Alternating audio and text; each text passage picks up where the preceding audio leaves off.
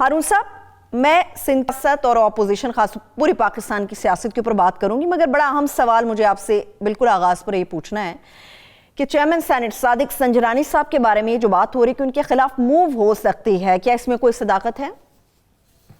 ہاں بالکل، اس کی تیاری کی جا رہی ہے، اس میں کوئی شبہ نہیں ہے، اس لیے کہ سنجرانی صاحب کو اگر ہٹانے میں اپوزیشن کامیاب ہو جاتی ہے تو اسے وہ نفسیاتی والا تری حاصل ہو جائے گی جو 2-3 سال کی مہم میں نہیں ہو سکی۔ مولانا فضل الرحمان نے جو ریلی نکالی تھی، دھرنا دیا تھا، اس سے نہیں ہو سکی، پھر پی ڈی ایم نے جو کوشش کی اس سے بھی نہیں ہو سکی، مگر اس سے تو ایک دباؤ آ جائے گا اس پہ، لہذا اس کے لیے سنجیدگی سے کوشش کی جا رہی ہے۔ وہ کامیاب ہوتی ہے یا نہیں ہوتی یہ ایک الگ بحث ہے، مگر کوشش سنجیدگی سے کی جا رہی ہے۔ ٹھیک ہے ہارون صاحب، اب کچھ موجودہ حالات میں جو آڈیو سامنے آئی، بظاہر یہ کہا جا رہا تھا، مریم صاحبہ کے حوالے سے بھی میں فی الوقت آپ سے بات کروں گی، کہا یہ جا رہا تھا کہ یہ آڈیو جو بھی سامنے آئی ہے یا ثاقب نثار صاحب کے حوالے سے جو باتیں آئی ہیں، ہو سکتا ہے ایون فیلڈ کے اندر کوئی بریت کا چانس مل جائے مریم نواز کو، کوئی فائدہ حاصل ہو سکے۔ آپ کو لگتا ہے کہ فی الوقت ایسا کوئی چانس ہو سکتا ہے؟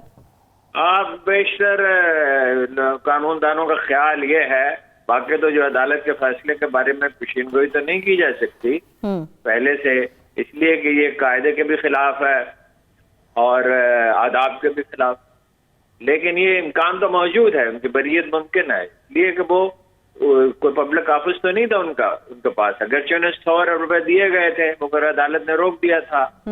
ایک طرح کا سرکاری عہدہ اس وقت انہیں دیا گیا تھا نواز شریف صاحب جب آئے تھے، تو چونکہ سرکاری عہدہ نہیں تھا تو لہذا اس کا امکان ظاہر کیا جا رہا ہے کہ اس میں بریت ان کی ہو سکتی ہے۔ ٹھیک ہے، لیکن اب اس پورے قصے کو لے کر اپوزیشن جو ایک تحریک چلانے کے موڈ میں ہے، بظاہر تو ایسا محسوس ہو رہا ہے وہ شروع ہو چکی ہے، ان کی حکمت عملی ہے کیا؟ اصل میں ان کا ہدف ہے کیا اپوزیشن کا ہارون صاحب ان چیزوں کو لے کر؟ ہدف بالکل ظاہر ہے، یعنی ہدف عمران خان کی حکومت کو ختم کرنا ہے۔ اچھا، مسئلہ تو حصول اقتدار ہے، اور اگر اقتدار حاصل ہو جاتا ہے تو اس کے بعد خدا جانے کیا ہوگا۔ اب یہ بہت پیچیدہ مسئلہ ہے، اس کے بہت سی کنوٹیشن ہے، بہت سی جہات ہیں اس کی۔ دیکھیے امریکہ کیا چاہتا ہے، امریکہ یہ چاہتا ہے کہ پاکستان کمزور ہو، محتاج ہو۔ دیکھو نا افغانستان میں آگے چل کے اس پہ بات کرتے ہیں، 10 سے 20 لاکھ اموات کا خطرہ ہے، اعلان کر چکے ہیں پیسے دینے کا اور نہیں دے رہے۔ $9 بلین افغانستان کے جو ہیں وہ چھپا رکھے ہیں، قبضے میں کر رکھے ہیں، جاری نہیں کر رہے۔ سردیاں سر پہ آن پہنچی ہیں، اقوام متحدہ کا ادارہ کہہ رہا ہے کہ امداد پہنچانا ممکن ہی نہیں رہے گا اس کے بعد، چلیے اس اور پر آگ بات کریں گے، پہنچ بھی جائے نہیں ہوگا۔ اب یہ ایک انتقامی رویہ ہے، ہمیں وہ اشارہ دے رہے ہیں کہ آپ کی مالی مدد کر سکتے ہیں مگر انڈیا کی بالادستی قبول کریں، ٹریڈ کریں، اس کے ساتھ سفارتی تعلقات بحال کریں۔ خیر سفارتی تعلقات بحال کرنے میں اور ٹریڈ کرنے میں تو کوئی حرج نہیں ہے، تو تھوڑا آگے پیچھے آپ کو ہٹنا ہی پڑتا ہے، لچک دکھانی ہی پڑتی ہے، اور فائدہ بھی ہے، رابطہ رہے، اور ٹریڈ میں ہمارا اگر انڈیا کو زیادہ فائدہ ہوگا لیکن ہمیں بھی بعض اعتبار سے فائدہ ہوگا۔ ٹھیک ہے، لیکن مقصد تو پاکستان کو کمزور اور محتاج بنانا ہے۔ مسئلہ ہے چین، بار بار میں آپ سے عرض کرتا ہوں، چین مسئلہ ہے۔ چین اتنی بڑی طاقت بن گیا ہے کہ امریکی بکھلائے ہوئے ہیں، پھر افغانستان میں خفت کی شکست کی وجہ سے خفت کا شکار ہیں، اس کا افغانیوں سے بدلہ لینا چاہتے ہیں۔ امریکی مزاج کو مت بھولیں، اس میں 3 چیزیں ہیں جی، اس میں الحاد ہے، اس میں خونریزی ہے، اس میں لوگوں کو غلام بنانے کی خواہش ہے۔ یہ یورپ کے وہ لوگ تھے، میجورٹی اب تو خیر دوسری اقوام کے ساری دنیا سے لوگ وہاں پہنچ گئے، جو اپنے معاشروں کے کوئی گئے گزرے لوگ تھے۔ اب 5 لوگ بھول جاتے ہیں، 5 کروڑ ریڈ انڈینز کو انہوں نے مار ڈالا تھا، اور 5 کروڑ کالوں کو مار ڈالا تھا، اغوا کر کے۔ کبھی تاریخ انسانی میں ایسا بھی ہوا تھا کہ 5 کروڑ آدمی اغوا کر کے لائے ہیں، اس میں دیہاتے بحری جہازوں میں مر گئے۔ جی، اس کو ریزسٹ آپ کو سب کچھ چھوڑنا ہوگا۔ امریکہ کی اگر بات آپ مانتے ہیں تو آپ کو ہر چیز چھوڑنی ہوگی۔ عمران خان جائے، عمران خان کسی کا درد سر نہیں ہے، عمران خان کی کوئی ایسی پرفارمنس نہیں ہے کہ اس سے لوگوں کو محبت ہو، تو پھر چائنا کا کیا؟ آسان نہیں ہوگا، آسان نہیں ہوگا، اس لیے کہ وہ جتنی مرضی یہ کر دیں ویڈیو راڈیو، وہ تو 6-7 سال سے انہوں نے بنا رکھی ہے، زیادہ عرصے سے۔ 2 دفعہ تو یہ کہنا شاید مجھے نہیں چاہیے، میں نے اسے رکوایا کالم لکھ کر، ایک دفعہ قاضی حسین احمد نے مجھے بتایا، ایک دفعہ کسی اور صاحب نے بتایا کہ بھئی یہ کوئی اس طرح کی ویڈیو ہے، تو اخبار میں کالم لکھا کہ یہ جعلی ایک ویڈیو بنائی ہوئی ہے، وہ جاری کرنا چاہتے ہیں. اب وہ کتنی جعلی ہے کتنی اصلی ہے بہتر ہے اللہ بہتر جانتا ہے. لیکن یہ ہے کہ عمران خان کے حامی اسے چھوڑ تو نہیں دیں گے اس کی وجہ سے. زبیر صاحب آ رہے ہیں نا، ٹی وی پہ اپیئر ہو رہے ہیں نا، ان کی ایک اسی طرح کی کسی نے بنائی تھی. تو اس سے کیا ہوتا ہے، وہ وقتی طور پہ تھوڑا سا ڈیمیج ہو سکتا ہے، لیکن اس کے حامی اسے چھوڑ تو نہیں دیں گے.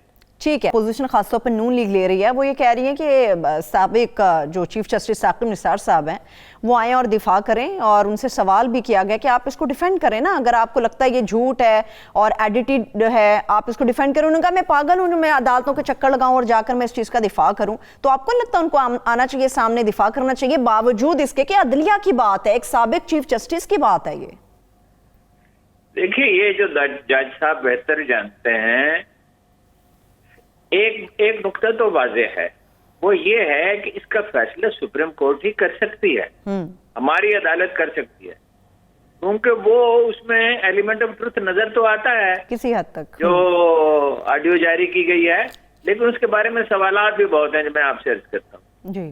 لیکن جج صاحب سے جو لوگ کہہ رہے ہیں کہ وہ جائیں عدالت میں، تو نون لیگ کیوں نہیں چلی جاتی؟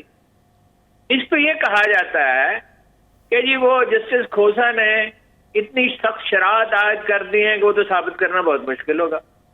عجیب بات ہے بھائی، شرائط تو ہوتی ہیں، شرائط تو ایسی سخت ہے بعض چیزوں کے معاملے میں کہ آدمی حیران رہ جاتا ہے. جو اللہ کے رسول نے یعنی خدائی الہامی احکامات تھے نا، کہا کہ 4 گواہ ہونے چاہیے فلاں چیز کے معاملے میں، اور وہ عینی شاہد ہونے چاہیے. بھائی جب اتنے سنگین معاملات ہوتے ہیں تو شرائط تو نظام عدل کا تقاضا ہے کہ سخت ہو. تو آپ کے پاس اگر شواہد ہیں اور اس امریکی ادارے کی رپورٹ، وہ امریکی ادارہ قابل اعتبار ہے، مستند ہے، جس نے اس کی توثیق کی ہے، توثیق نہیں کی ہے ویسے انہوں نے دوری توثیق کی ہے، وہ کہتے ہیں کہ پاسبل ہے گڑبڑ، وہ نہ اس کی توثیق کر رہے ہیں نہ وہ اس سے تردید کر رہے ہیں. اچھا اب ان صاحب کا ریکارڈ دیکھ لیں جنہوں نے یہ جاری کی ہے. پہلے تو وہ بڑے زوروں میں تھے، اب کچھ بجھے ہوئے ہیں. وہ ان کا ریکارڈ یہ ہے کہ انہوں نے تو یہ خبر چھاپ دے دی تھی کہ سپریم کورٹ کل نواز شریف کو بری کرے گی، اور اسی دن نواز شریف صاحب کو سزا ہوئی، ان کے ادارے کو پریشانی لاحق ہوئی اور تردید کرنی پڑی. انہوں نے تو وہ انڈین میجر تھا، کیا نام تھا اس کا، گورو آریہ، اس کا ایک ویلاگ تھا، اس کی خبر بنا کے چھاپ دی کہ جنرل اعظم باجوہ نے وہاں کروڑوں کا اربوں روپے کا کاروبار ہے. وہ بھائی وہ اس کے بیٹے ہیں وہاں کام کرتے ہیں. دیکھیے اسی کلاسیکل ایگزامپل ہے، جنرل اختر عبد الرحمان کے 3 بیٹے وہاں کاروبار کرتے تھے امریکہ میں. اب لوگوں نے مجھے کہا کہ جی آپ نے تو جنرل اختر عبد الرحمان کی بہت تعریف کر دی اور کتاب ہی لکھ ڈالی، اور یہ تو ان کے پاس پیسے کہاں سے آئے؟ وہ بھائی پیسے ان کے 3 بیٹے، جن میں سے ایک تو 15-20 برس سے، 20 برس سے لگ بھگ، دوسرا 20 برس سے، 15 برس سے، تیسرا 20 سے کاروبار کر رہے تھے. ان کے پاس پیسہ تھا، انہوں نے آگے فیکٹری لگائی. اور بڑے بڑے لوگ، ایسے میں آپ کو نام نہیں لینا چاہتا، اچھا نہیں لگتا، بعض اس دنیا میں نہیں ہے، وہ مجھے سمجھاتے یہ آپ نے کیا کیا، ان کے پاس کہاں سے پیسے آ گئے. اچھا اور بعض لوگ کہتے تھے کہ اس کے ثبوت سامنے آئیں گے.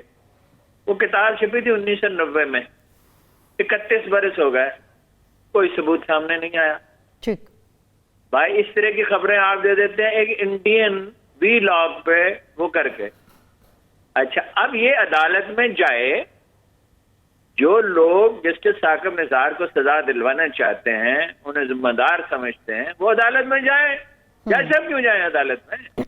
کوئی آدمی مجھ پہ کوئی الزام لگا دے، روز آئے دن ہم پہ الزامات لگتے ہیں، تو ہم کیوں عدالتوں میں جائیں گے؟ ہم اپنے گھر میں بیٹھے ہیں آرام سے. جو جس کو تکلیف پہنچی ہے، جو قصور، یہ وہی محترمہ نہیں ہے جو کہتی تھی کہ میری لندن تو کیا پاکستان میں بھی کوئی جائیداد نہیں ہے، جنہوں نے یہ کہا تھا کہ کوئی میڈیا سیل ہے ہی نہیں